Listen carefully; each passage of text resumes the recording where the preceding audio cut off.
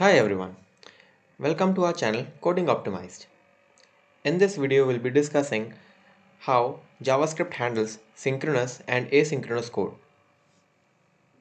Now, the answer to this question whether JavaScript is synchronous or asynchronous, we can safely say that it is synchronous. It is actually a synchronous and single-threaded programming language. To understand this definition better, we'll be taking two examples to understand how synchronous and asynchronous code works. First of all, in this example, we'll be simply defining a function which will have two variables a and b, and we'll just adding them up and consoling.log the output. And as you can guess, the output is 30. Now, if I try to modify this piece of code and try to insert some asynchronous code in it, it should look like this. Now on line 4, I have inserted set timeout, which is actually redefining the value of a to be 30, and we are executing it after 0 millisecond, that is right after this line, or you can say without any delay we are trying to execute set timeout, which is redefining the value of a to 30.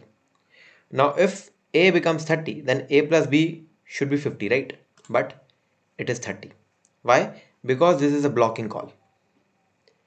Now let's try to understand exactly how is this a blocking call. We'll compare both of them, and let's also understand how JavaScript is actually executing both these examples. We'll start with the synchronous example. It's very straightforward. So first of all, we need to understand that JavaScript has a call stack in which it executes the code. So the call stack, you can imagine the call stack will start with by calling the function test sync nature, and inside the test sync nature you can see that we have a equal to 10. So after calling the test sync nature, it will have the line a equals 10. Once this line is executed, it will push it out of the stack and focus on the next one, that is b equal to 20. Now once it has a and b defined, it will move on to the next line, that is console.log a plus b, and it will put the output, that is 30, and it will empty the call stack by getting it out of the call stack. Now this was pretty straightforward. When it comes to asynchronous code, the call stack behaves in a different way. Let's try to understand it. Now again we'll call the test sync nature first. It will take the first line, that is a equal to 10. It will take the second line, that is b equal to 10 or b equal to 20. Next it will have this line which has set timeout function. Now JavaScript does not understand how to execute set timeout. So here comes Web API to the rescue.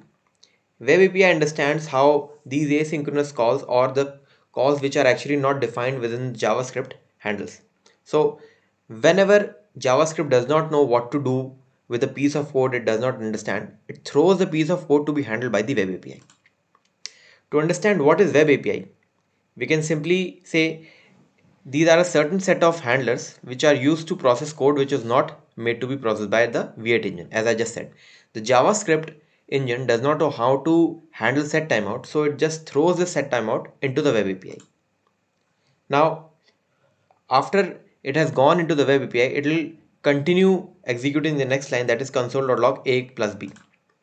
Now at this point a has not been redefined to 30. That's why the output is 10 plus 20, that is 30. Now once the call stack is done with consoling a plus b, it will output 30, and eventually it will get these two things out.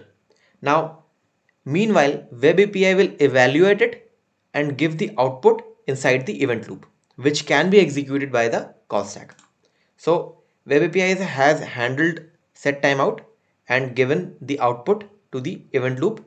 Now event loop will keep an eye on the call stack.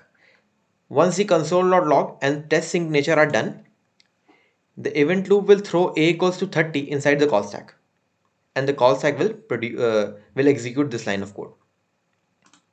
So to sum it up, whenever JavaScript has some code which it does not understand how to execute, it gives that piece of code to the Web API, and Web API executes or handles that piece of code and gives it to the event loop.